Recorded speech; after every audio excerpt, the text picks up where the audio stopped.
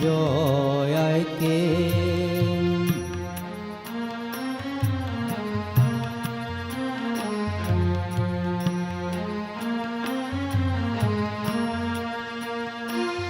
From joy I came, for joy I live, in blissful joy I melt again. From joy I came, for joy I live, in blissful joy I melt again. From joy I came, for joy I live, in blissful joy I melt again. From joy I came, for joy I live, in blissful joy I melt again. From joy I came, for joy I live, in blissful joy I melt again. From joy I came, for joy I live, in blissful joy I melt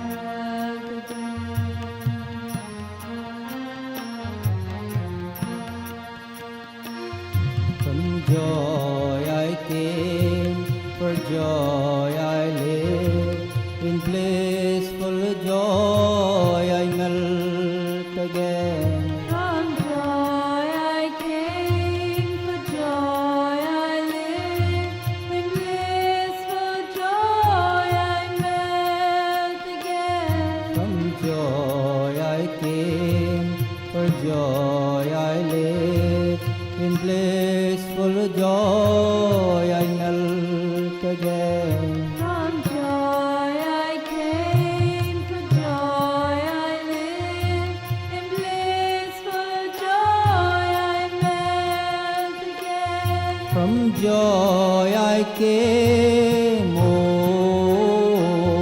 Ananda, Om. Ananda,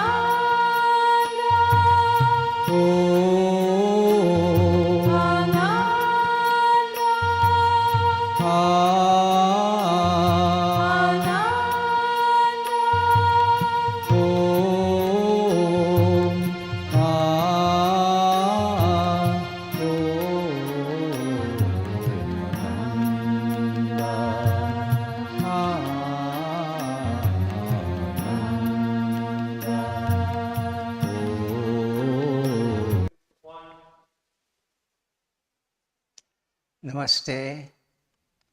Welcome to our Sunday evening satsang. We'll chant some mantras to create a nice positive mood, vibration in our body, mind, and in our sangha.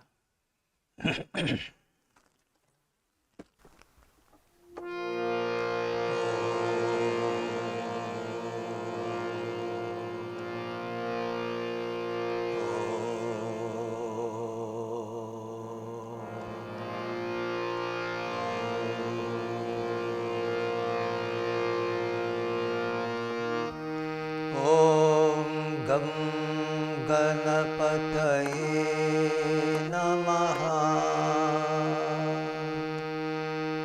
Om Gam Ganapataye. Om Gum Gurubhyo Namaha.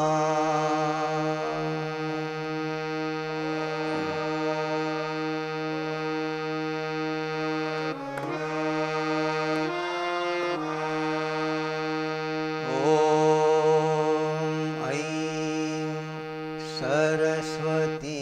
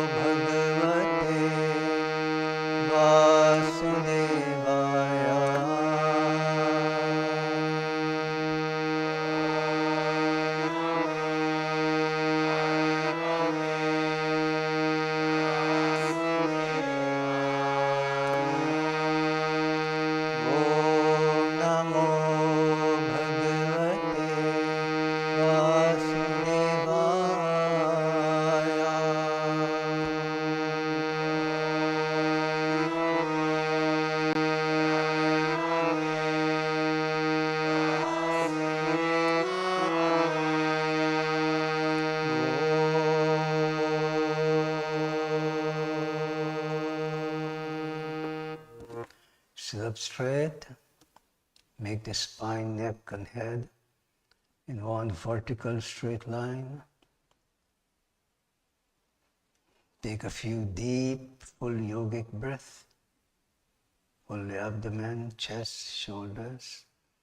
Exhale from the top. Relax the shoulders, chest, abdomen. Make your exhalation longer than the inhalation, about twice as long. And keep your attention on the breathing. As you inhale and exhaling slowly, continuously. This will help to bring the mind into a state of focus, concentration, withdrawal.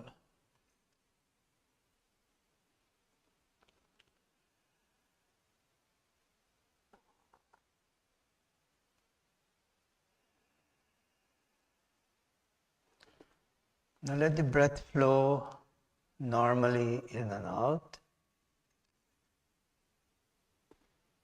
And consciously now, withdraw the mind from all thoughts, distractions, and focus the mind at the point between the eyebrows. This point is referred to as the Ajna Chakram, third eye. It is a seat of consciousness. Train your mind to rest at that point. Every time you become aware that your mind has moved away, bring it back to this point of focus. In the beginning of the practice of meditation, what you are striving for is to reduce the agitation in the mind. The more you're able to do this, the more you'll be able to experience shanti, peace.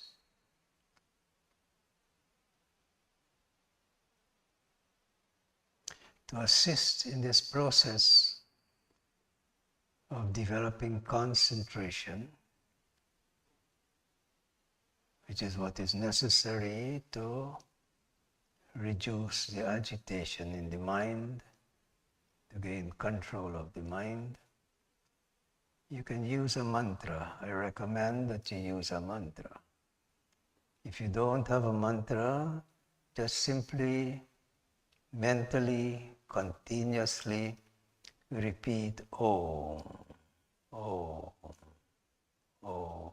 Om is a word, the beginning of all creation. This whole universe started with vibration.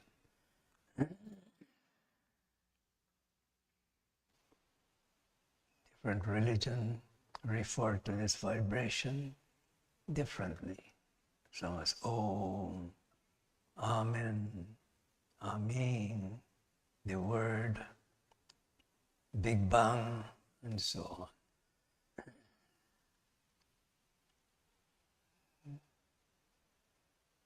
Let's consciously withdraw the mind, focus the mind at the point between the eyebrows, and mentally, continuously repeat the mantra. One very popular mantra is Om Namah Shivaya. Om Namah Shivaya. Or simply Om, Om, mentally, of course. Keep your attention on the third eye. Just briefly to express this process.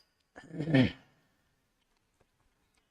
the mind becomes absorbed in the mantra, you'll experience waves of peace flooding the body and the mind.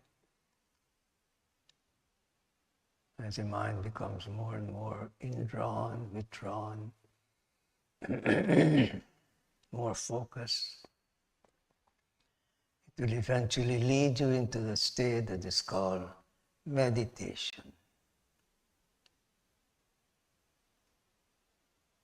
Meditation is a state that you fall into when the mind becomes calm, steady, peaceful.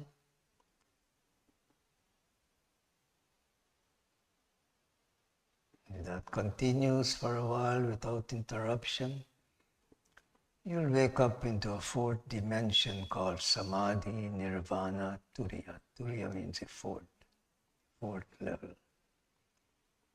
In that state, you will have direct experience of who you are.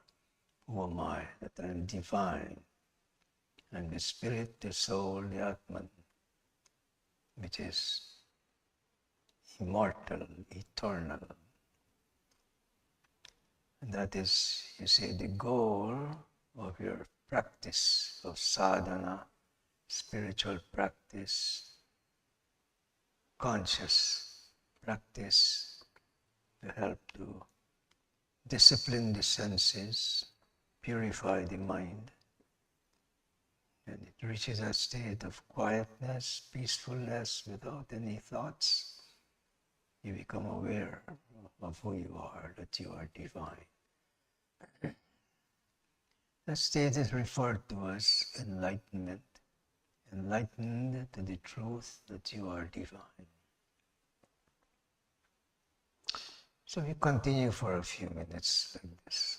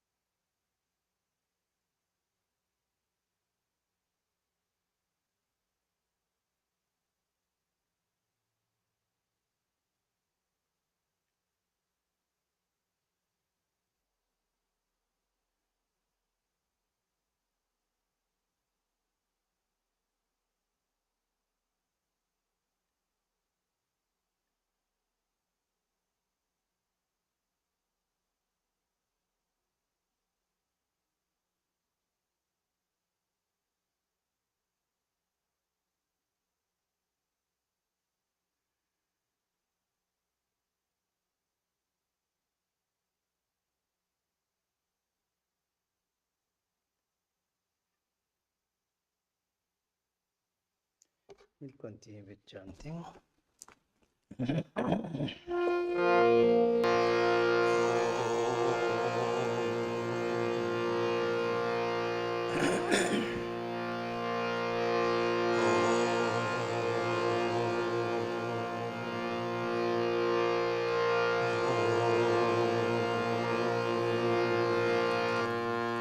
Like the sunlight, like the moonlight, always, always I am.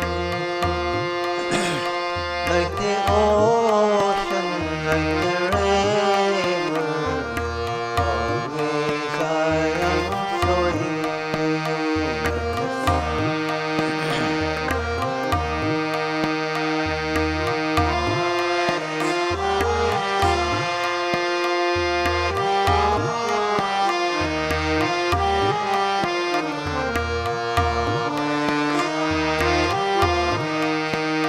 like the sun.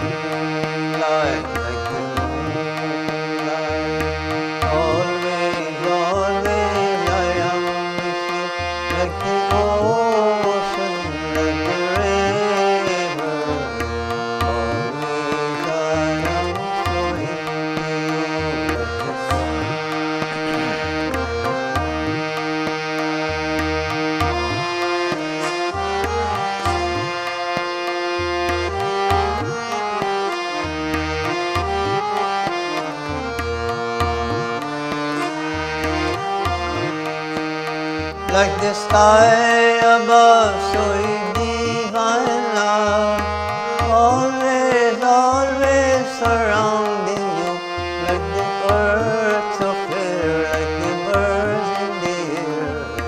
Always I am caring for you, like the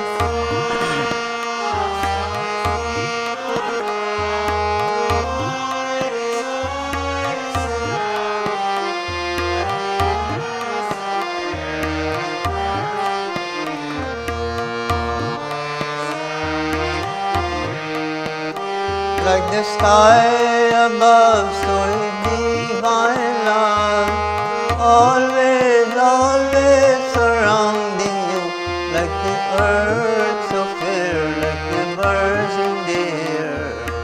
Always I am caring for you, like the sky above, so divine love, always, always surrounding you, like the earth so fair, like the birds in the air. Always I am caring for you, like the sunlight, like the moonlight. Always, always I am with you, like the ocean, like the river. Always I am flowing to you, like the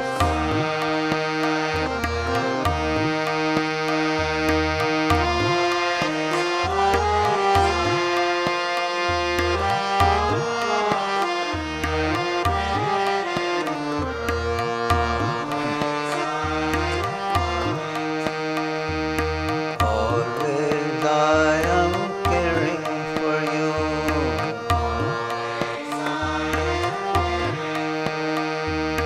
Always I am surrounding you.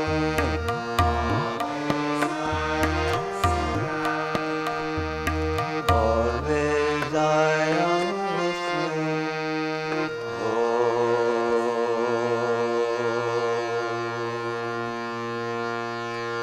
लगा ले प्रेम ईश्वर से अगर तो मोक्ष चाहता है, लगा ले प्रेम ईश्वर से अगर तो मोक्ष चाहता है। नहीं वो पाताल के अंदर, नहीं आकाश के ऊपर, नहीं वो पाताल के अंदर, नहीं आकाश के ऊपर, सदा वो पास है तेरे, कहाँ उड़त जाता है, सदा वो पास है तेरे, कहाँ उड़त जाता है।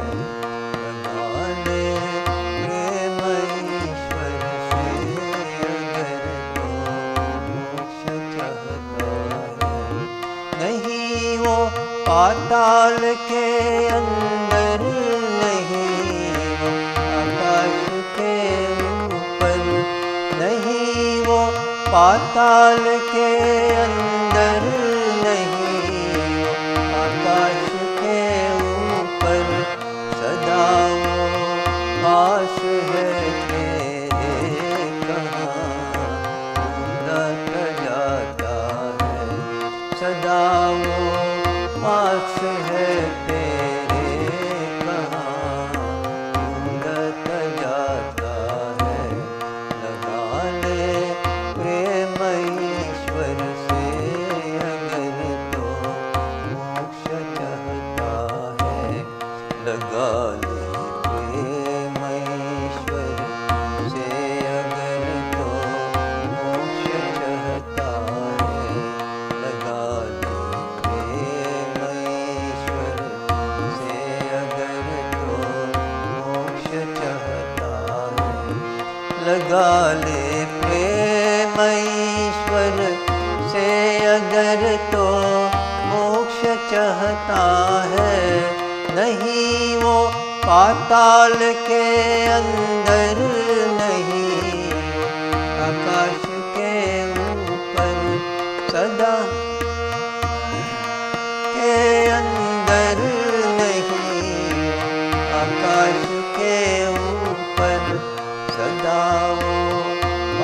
है तेरे कहाँ ढूंढत जाता है लगा ले प्रेम ईश्वर से अगर तो मोक्ष चाहता है.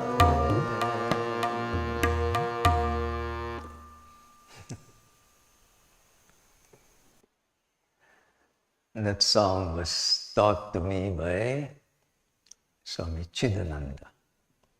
He was the president of the Divine Life Society. He was given that position after the master or Sadguru Swami Shivananda passed away. Then Chidananda became the head of the Divine Life Society. He came to Fort Lauderdale, came to my ashram, and it was like having the Pope in your home. Such an amazing blessing. The meaning of that bhajan, that song is, if you wish liberation, you have to give your whole mind and heart to God. God is not only to be found in somewhere in the sky or under the earth.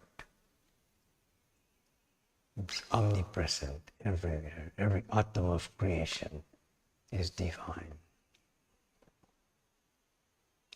The one before, like the sunlight, like the moonlight, always, always I am with you. God is always with you.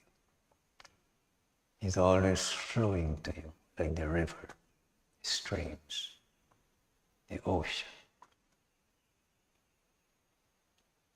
God is always with you, like the sky above, always surrounding you.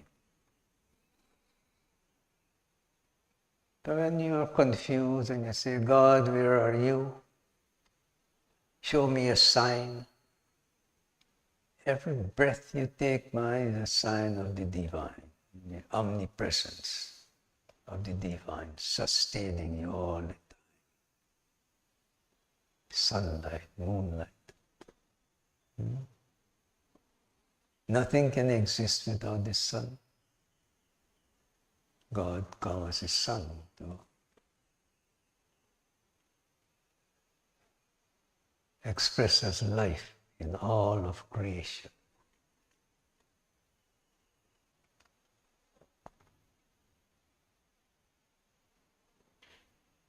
So you are a moving temple of God. You don't have to go to Kashi, Mathura, Machu Picchu to find God. You are a moving temple of God. You are divine.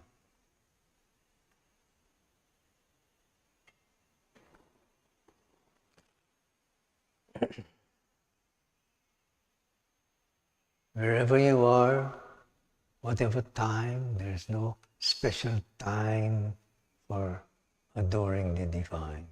Every breath you take, adore the Lord.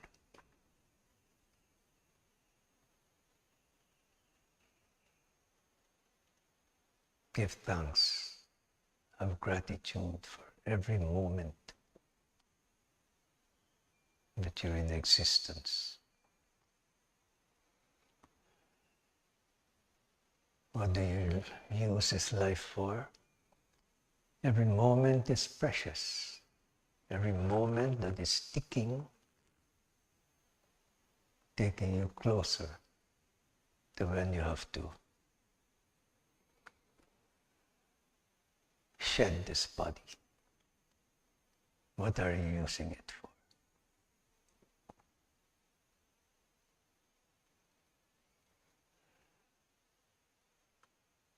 Many years ago,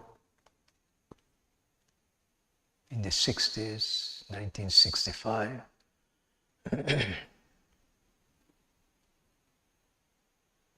I was going to high school, and two men came to my school One guy was the fastest cricket bowler in the world. His name was Conrad Hunt. And the other guy, he's a white guy from South Africa. So in those days, to see these two, black guy and a white man walking together, it is something not usual. So they came to my high school and they gave a presentation. And I was very interested, fascinated. The theme of their presentation was that it is time to rearm this world morally and spiritually. There is moral and spiritual decadence in this world. This was during the Vietnam War, the drug culture, the hippie culture. The youth were so confused, they didn't know what to do.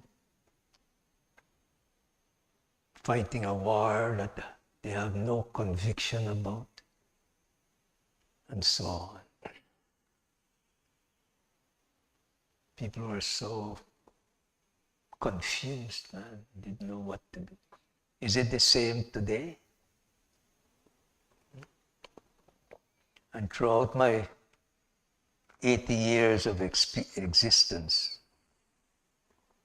there's always a need to rearm this world morally and spiritually. I grew up as a traditional Hindu, going to primary school. Every single day you have to say the Lord's Prayer. I didn't understand a word about it. And the teacher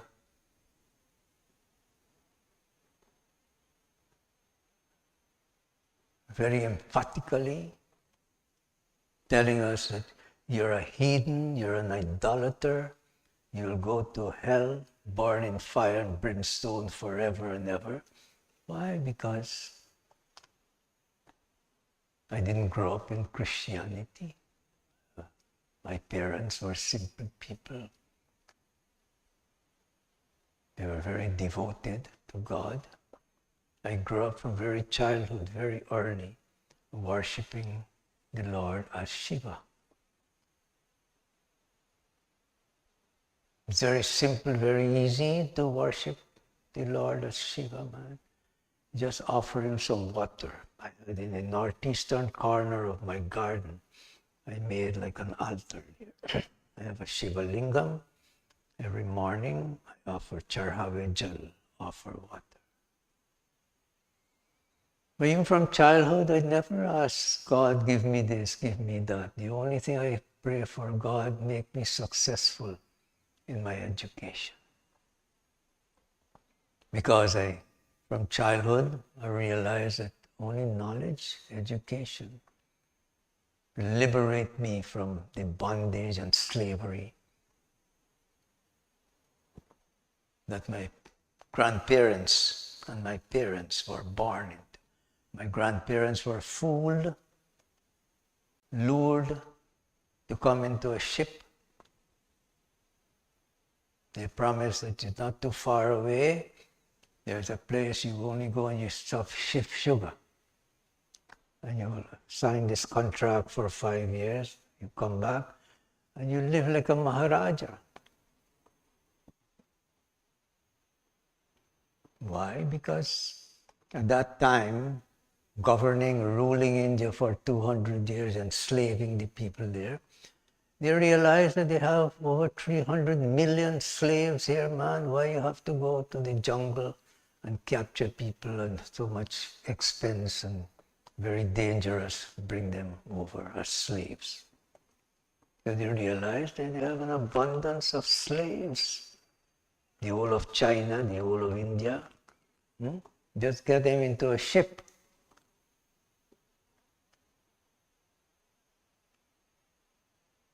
And they didn't want educated people. My grandfather was a priest. he disguised as a laborer. Anyhow, slavery was abolished, not for humanitarian reasons, it was economic reasons, man. When they came, they had to work. If they don't work, they flogged them with a long whip, whipped them.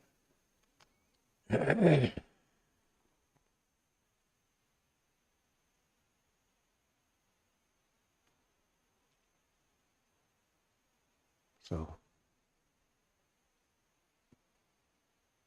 my mother, 6 years old, had to go in the field to work. Not that she wanted to, she had to. She was a slave, born as a slave.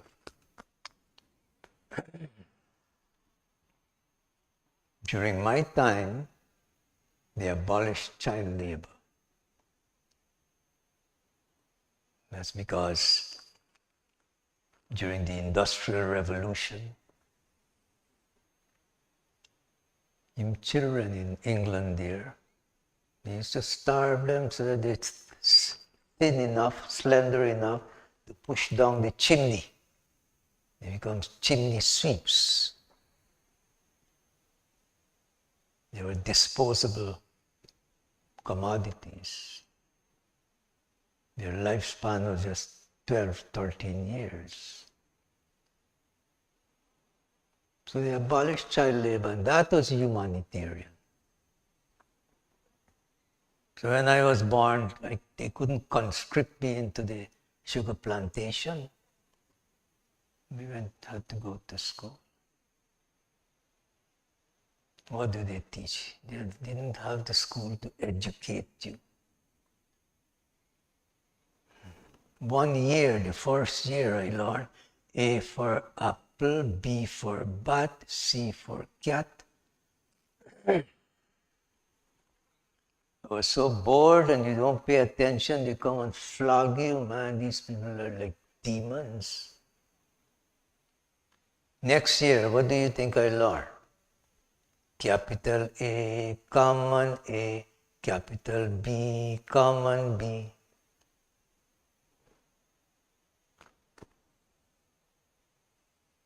How did I reach where I am today? It's a miracle. You want to know miracle? I'm a miracle. So from childhood, I resolved I don't want to be a slave working in the sugar plantation. And somehow I knew that the only thing that will liberate me from that is knowledge, education. So that's a whole different story. What I want to impress on you today, and I've been for many, many years now, is to impress on you the urgency to rearm this world morally and spiritually. Going to high school, by then learning the sciences, it feels that the science explains everything. Came home, asked my parents, why do you worship this statue? Why do you worship this photograph? Son, my parents did it, my grandparents did it, we are doing it, you should do it also. That didn't satisfy me. So growing up in the primary school, you're told that the only thing that will save you, the only Savior is Jesus. And unless you're a Christian, you will be burning in fire and brimstone forever. So going to high school, I was boarding at my uncle's place. He was closer to the high school. And they were converted into Christianity.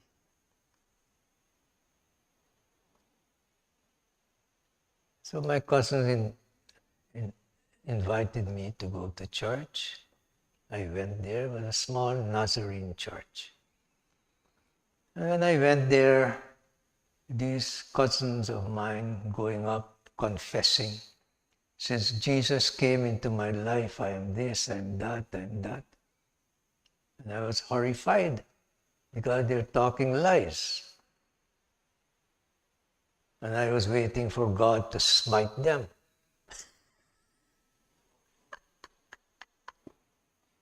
Because by then, at the age of 11, I was a Boy Scout. And I lived according to the laws, which to me was reality. Trusting, loyal, helpful, brotherly, courteous, kind, obedient, smiling, thrifty, pure in body and mind. So I was living a moral and ethical life, man. So when I saw these guys going up there talking lies, it didn't impress me at all. And every time I go, the teacher, the preacher, come up, confess, confess, confess. I had nothing to confess. Because I grew up with my parents telling me, be a good boy. They didn't know about yaman, niyaman, all of that. But be a good boy. And I knew what that is. Don't tell lies. Don't steal. And so on.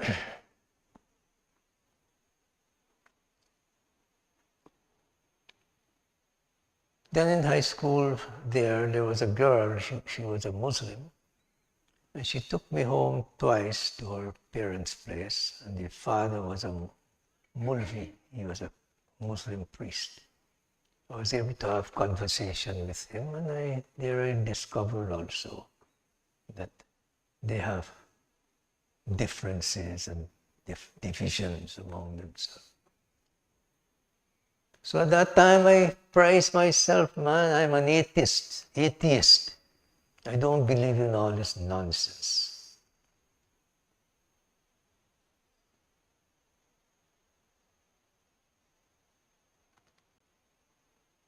Superstitious practice and so on. I'm an atheist.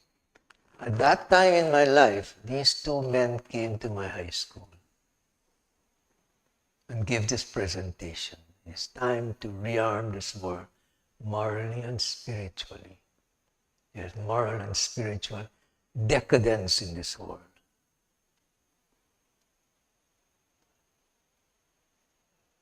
And the gist of their presentation was that it is an urgency to rearm this world morally and spiritually.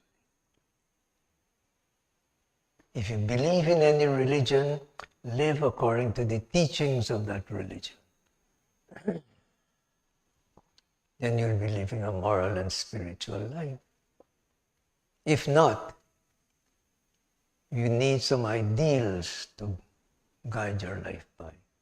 Or else you'll be like a boat in the ocean without any sail, any rudder, any destination. You'll be at the mercy of the elements. Observe, man. The masses of people today, that's how they live. They really don't have any real, tangible, real, true goal and purpose in life. They're just followers. Of course, everybody wants to be happy, and they want to be wealthy, without a doubt. Everybody wants to be wealthy and happy. You want to be happy, you have to have the means for it, because we're presented with the idea that happiness is equated to pleasure. Depending on what pleasure you can have, that's how much you'll be happy. And we are sold with that idea. So people are busy, striving, working, just to get the means to have more and more pleasure. At this time and age, you could see that so much, understand? Of course, I grew up in a very poor village. My mother and father working all the time, day and night, just to get some food to eat and to feed their kids. And if they're able to do that, they're happy. It's no different today. How many people are starving in this country?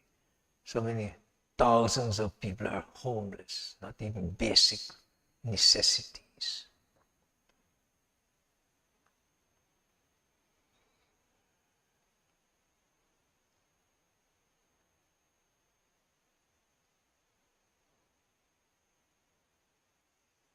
So these two guys, they presented that if you don't have you don't believe in God, in religion, at least you need certain absolute principle to guide your life by. And it was very simple, made it very simple. Measure whatever you're doing, you're not sure how to conduct yourself, how to live your life.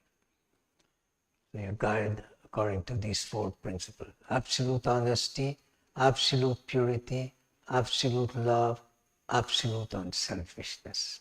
Then you'll be living a moral and spiritual life. You'll be elevating your consciousness, living a meaningful life.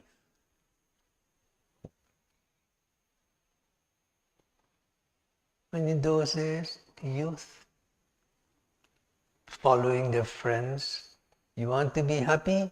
Smoke these joints, man. Take these drugs. Do smoke cigarette, drink alcohol, and things like that.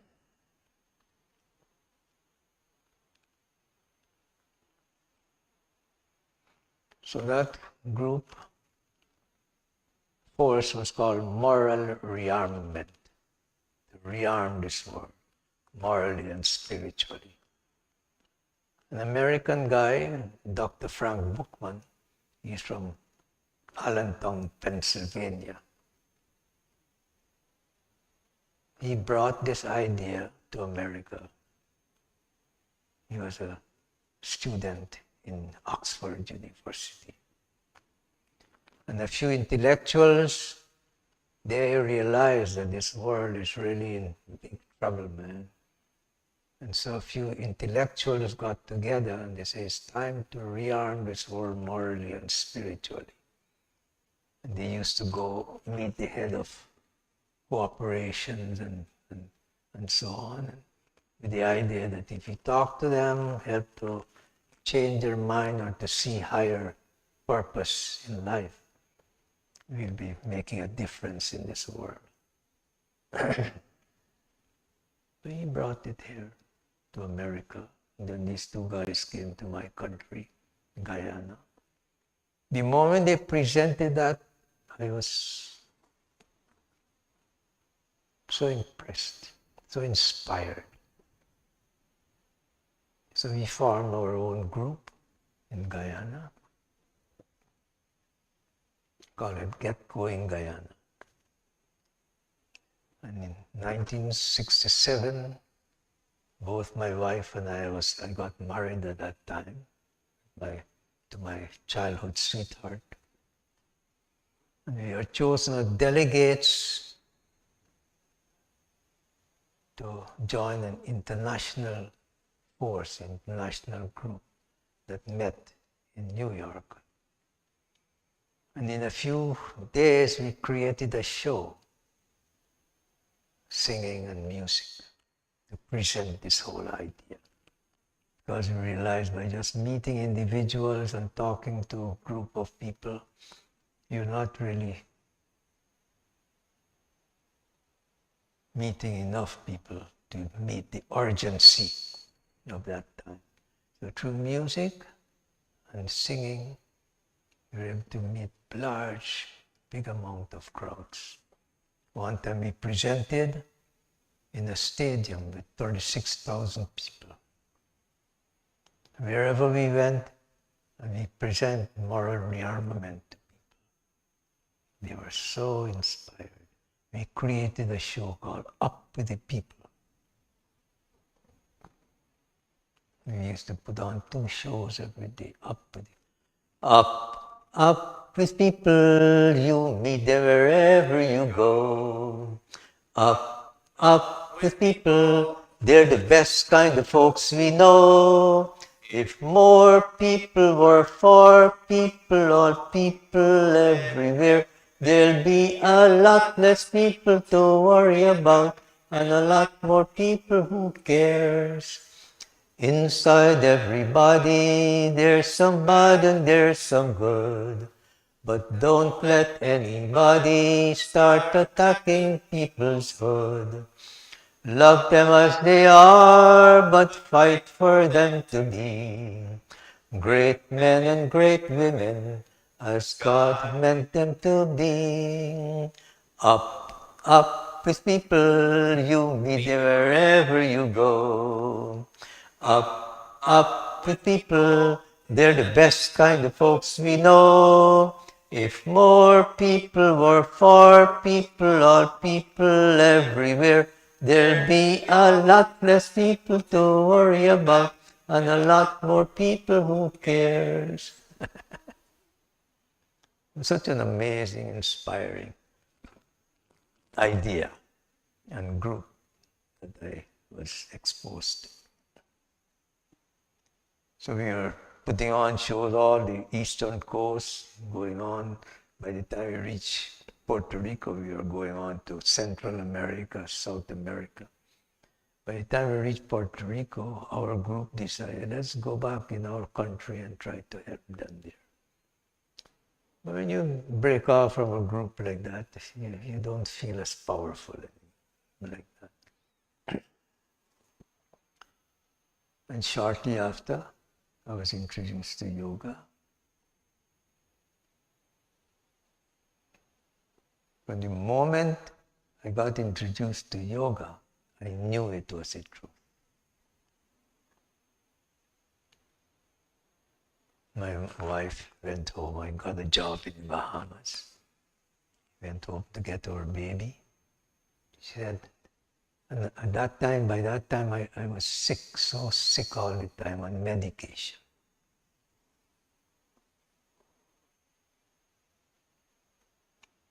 So she was exposed to naturopathic healing. And she came, she said, Dad, I can help you. So she presented me with a yoga book. And I thought that was all there was to yoga. But the moment I opened the book, I knew it was true. In a short time, the moment I started to practice, I started to feel better. I was classified as a medicated incurable. Growing up in the West, whenever you feel sick, go to the doctor and give you medication. In fact, I felt I was so blessed because my best friend, one of my friends in Guyana, was the chief pathologist in Guyana. His name was Balwant Singh. Befriending him every time. Oh, I have a headache, he writes this prescription. Oh, my throat, my chest, writing prescription. And right there is a dispensary and a full prescription. So I was all the time taking medication. Then I came to America also. America means the Bahamas, the West.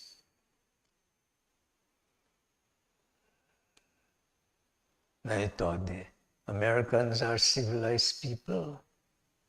So in that island, my boss sent me, when I came, sent me to this island, Great Harbor Key. And wherever development is going on, they need surveyors. And they built a clubhouse there, and we go and we have our meals in the clubhouse. Free food. And whatever the Americans are eating, I'm eating. Follow them. I'm sure that they're civilized and they know what to eat. In the morning, steak and this and egg and, what do you call it? Bacon and eggs and sausage and this and that. And And midday filoed grouper and snapper and crawfish and whatever, different courses. Evening is the same thing. I was convinced I'm getting the best kind of food, man. At home, what do you eat? Roti and curry in the morning, lunch and dinner, curry, rice and dal. Next day, dal, rice and curry.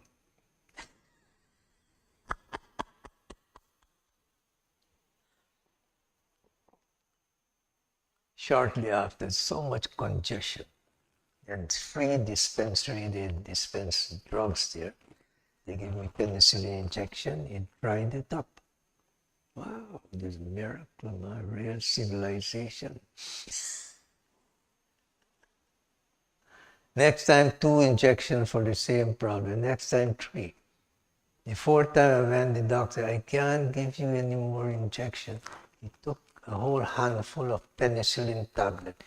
You could take as much as you want of this orally. So I was drugging myself with medication I didn't know, but I was dragging myself through the day.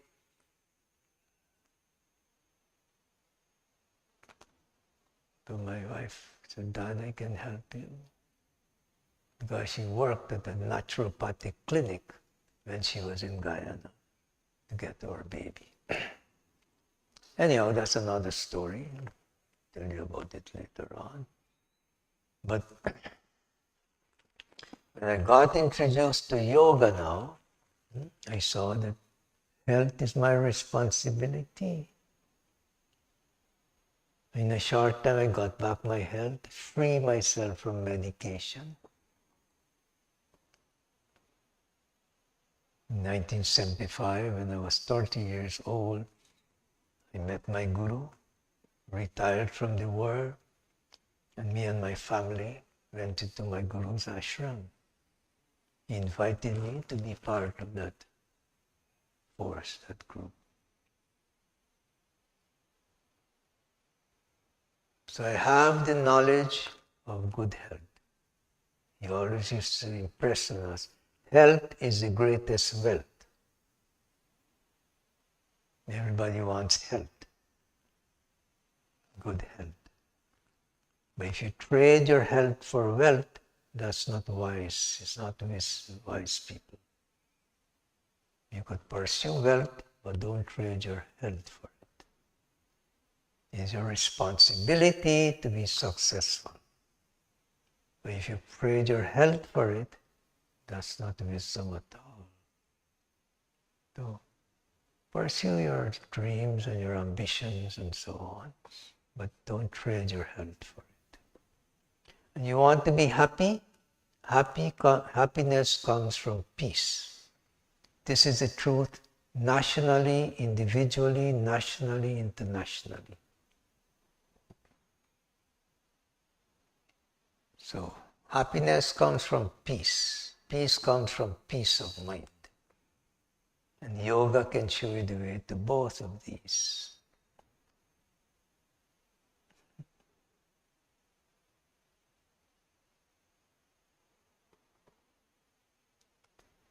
So don't trade your health for wealth. In the pursuit of happiness, don't create so much stress and agitation in your mind.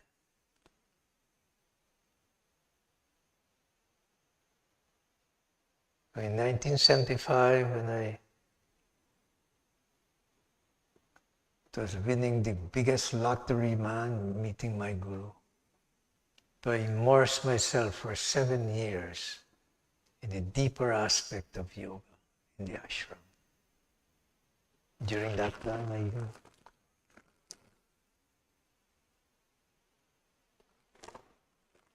wrote a commentary on the Hatha Yoga Pradipika. Hatha Yoga Pradipika means light on Hatha Yoga. And the classical text for Hatha Yoga was Hatha Yoga Pradipika by Swatmarama. I examined a few of commentaries and I found that there is some confusion. Not some, a lot of confusion. So, in Swatmarama's time, he experienced the same thing, so much confusion. So he took it upon himself to throw light on this subject, this Hatha Yoga Pradipika. I feel the same way when I saw so much of contradiction and misunderstanding. I felt it's my mission to throw light on it. Hatha Yoga. It was my passion also. Hatha Yoga.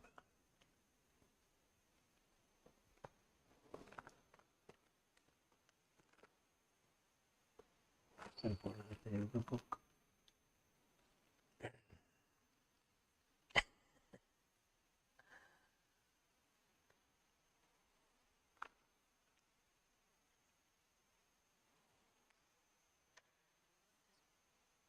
Hatha Yoga. Sampurna Hatha Yoga. Get it, please.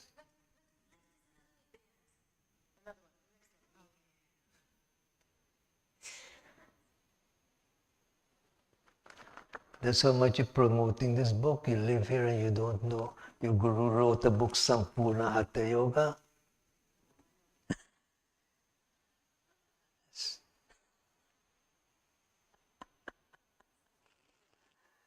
So, this is one of my recent publications, Sampurna Hatha Yoga. Sampurna means complete, full. It's based on the Hatha Yoga Pradipika. And from the very beginning, from the very basic, going on to more advanced level. You study about the chakras and how to raise Kundalini Shakti and all of that. It's all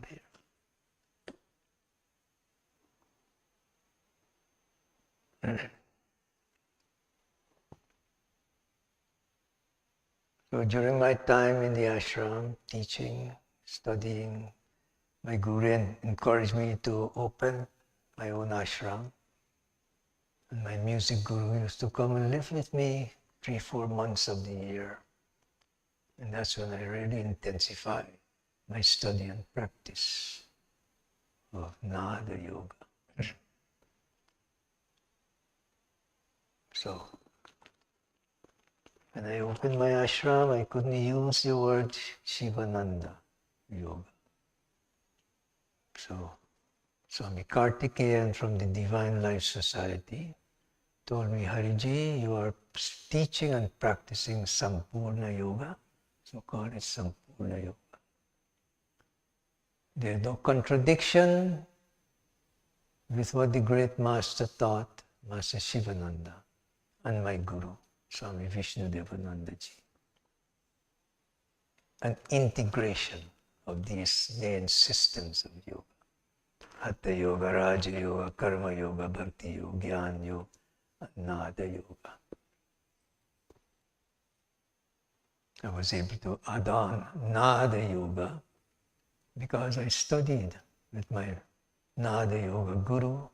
I lived with him for 7 years, continued to study with him for 15 years. So the intelligent integration of these 6 main systems to help to accelerate this process of refinement and purification of the systems in the physical body, the astral body. We call it Sampurna Yoga. And throughout that time, just teaching, practicing, I've taught hundreds and thousands of people. In the same yoga teachers training course, 200 hours, 300 hours. I taught all over the world, Europe, England, South America, America, all over America. And I always aspire, yearn for a place that I call my ashram. Of course, wherever I lived, I call it my ashram. But to recreate this fantasy in my mind of what an ashram should be. A refuge where people can come, learn, practice, and experience good health and peace of mind.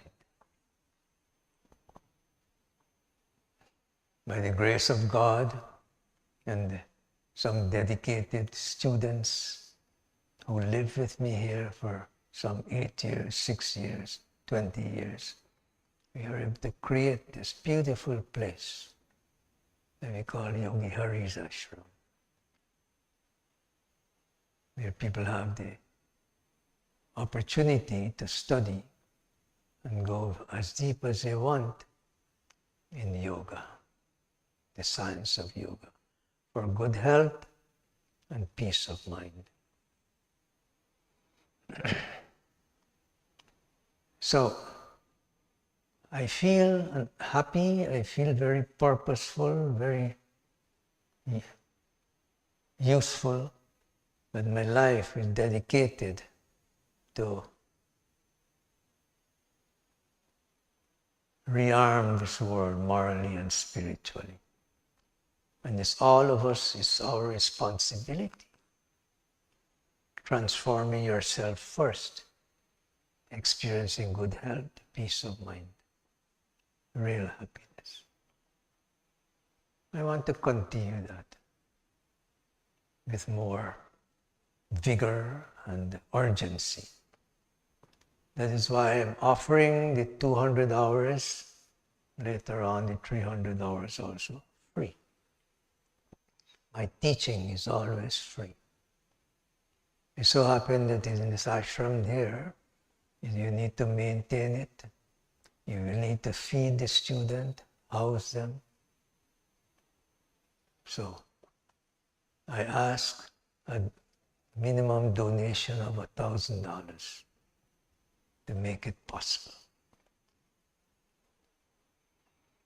I can't find anything better to do with my life, man. Everything that I earn and work for and save and whatever is here, this ashram. It's dedicated. People like Elon Musk, the richest man in the world, what they use their resources for, their wealth? To create more confusion and corruption in the world.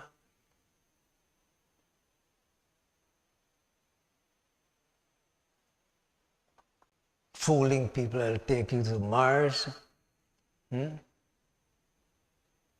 And you have people here starving, dying of hunger and thirst and a simple place to live. Use your intelligence, man. You have so much of desert in this world. How much of this earth is desert? Use your intelligence. Don't tell people I want to go and colonize Mars. To do what? Encourage your billionaire friends, man, to do some good in this world here, this earth. Not to pollute it and corrupt it and make it, destroy it.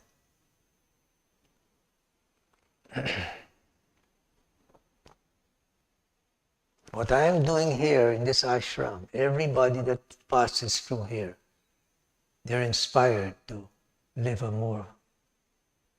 a fuller life, experience fullness.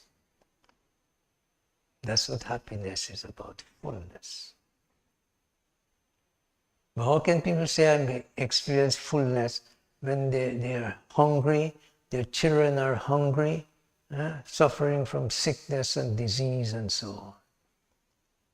Here I could give you the knowledge of how to gain and maintain good health. At the age of 22, I was medicated, incurable. Yoga helped me to free myself from sickness. 9 years ago, working in this ashram, I broke my back. I was bedridden for a short while. The only thing that helped me is yoga, man.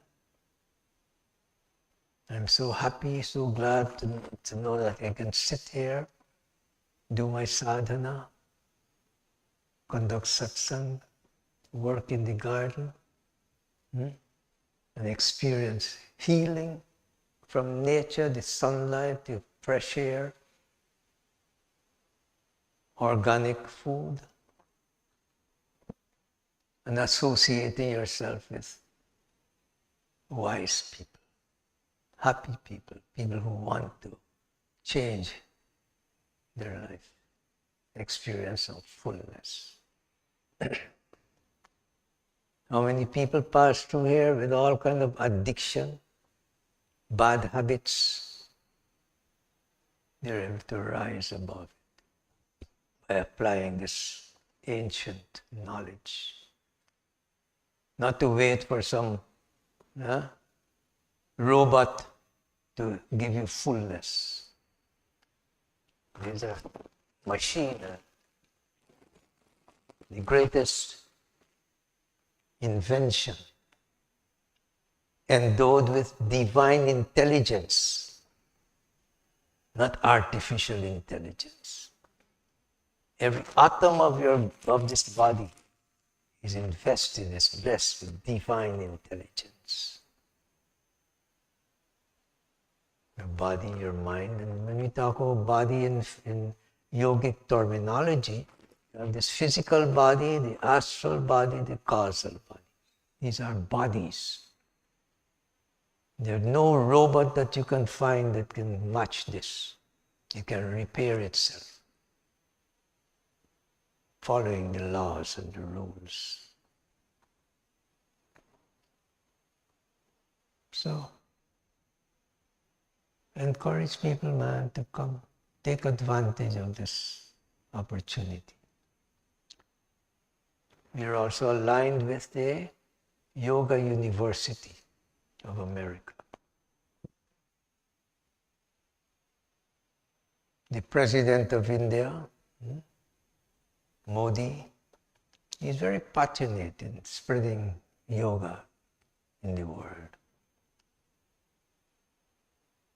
I'm happy to be a part of that movement. So Yogi Hari's ashram is the campus for the Yoga University. You can continue your studies, there's no limit to get your BSc, Masters, and PhD in the yogic science.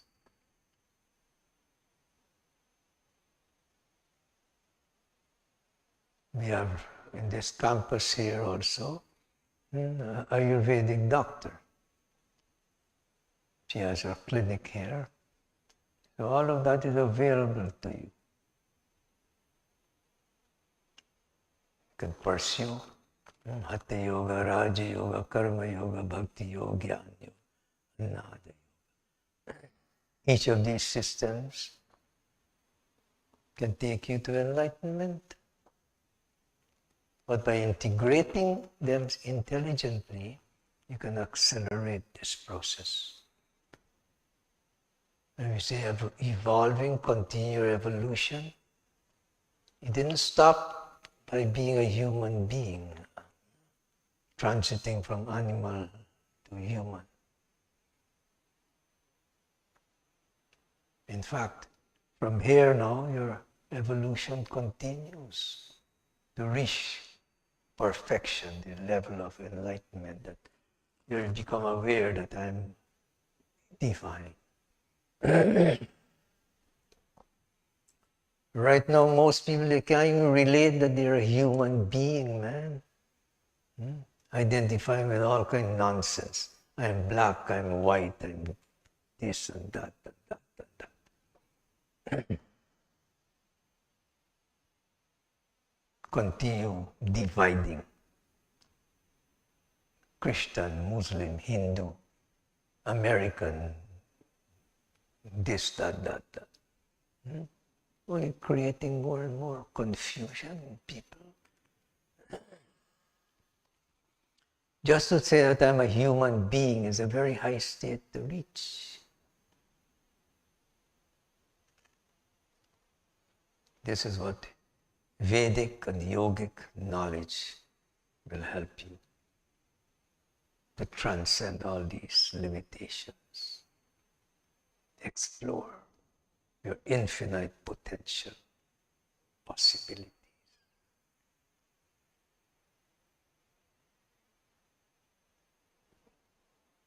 This is my prayer and my wish for you. Let us all take it on as our responsibility to transform this world, rearm it, not a nuclear weapon and this and that and that. Rearm this world, morally and spiritually, starting with yourself. Get knowledge, get guidance, right knowledge of how to take care of yourself, and then the world will change, man.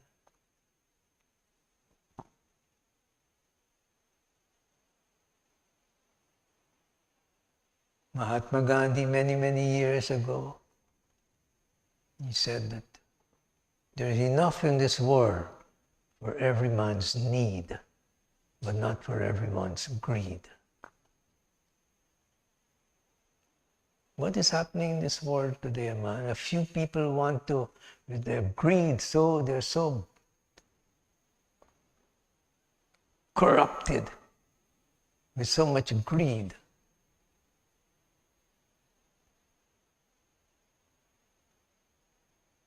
Robbing everybody, all the poor people, of the little that they have to survive.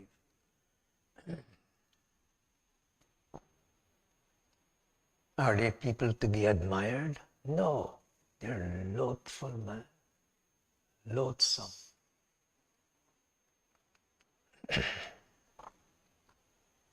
You spend a fraction of that money to open a place like an ashram in this world. What a difference it will make. Why not support a place like this where I could teach hundreds and thousands of people the science and art of how to live a divine life? What we teach here is not a religion. It transcends all these isms. Give you the knowledge of how to live a healthy life, a happy life. Rising above all illusion, delusion, superstition. Om.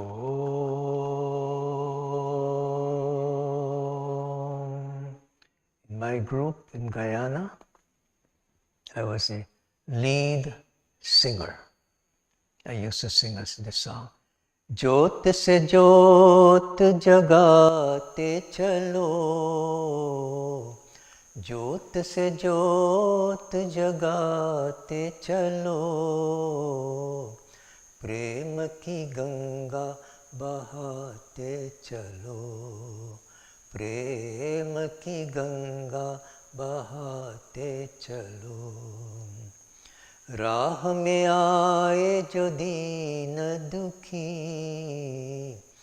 राह में आए जो दीन दुखी, सबको गले ते लगाते चलो, प्रेम की गंगा बहाते चलो।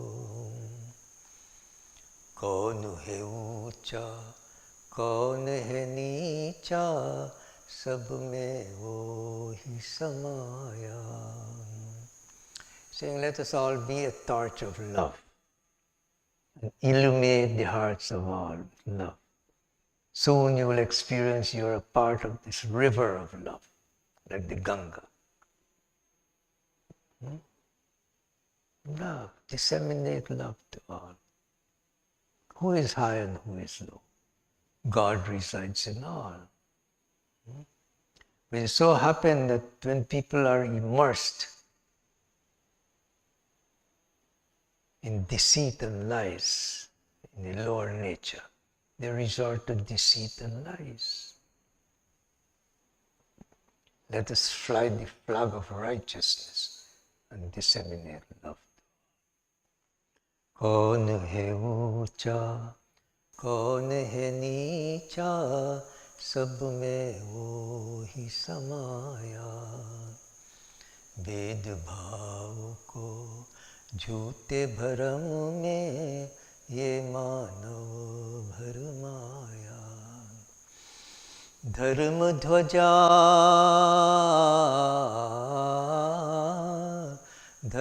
ध्वजा फहराते चलो, प्रेम की गंगा बहाते चलो, प्रेम की गंगा बहाते चलो। सारी जग के कन कन में है दिव्या अमर एक आत्मा। एक ब्रह्म है, एक सत्य है, एक ही है परमात्मा। प्राणों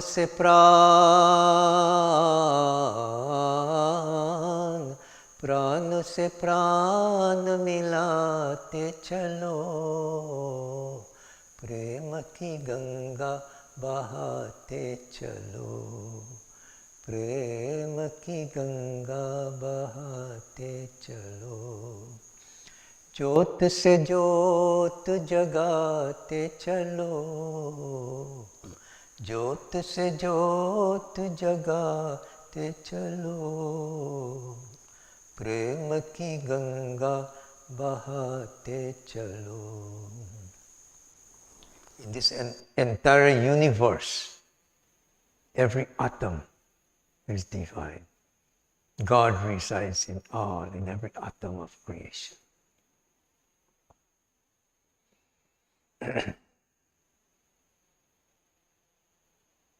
There's only one God, one truth. Eka Brahma hai, Eka Satya. One God, one truth. Victorious Lord. Let us use every breath. Prana se prana. Let us use every breath to disseminate love to all. Light the torch. Love.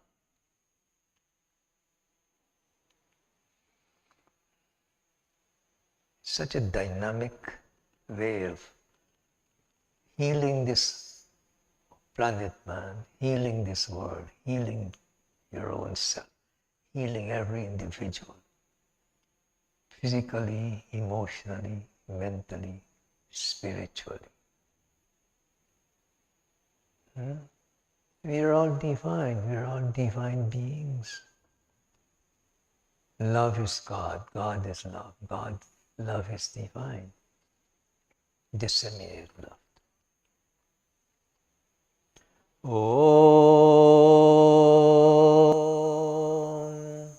Om, Om. हे प्रभो आनंद दाता, ज्ञान हमको दीजिए, शीघ्र सारे दुर्गुणों को दूर हमसे कीजिए।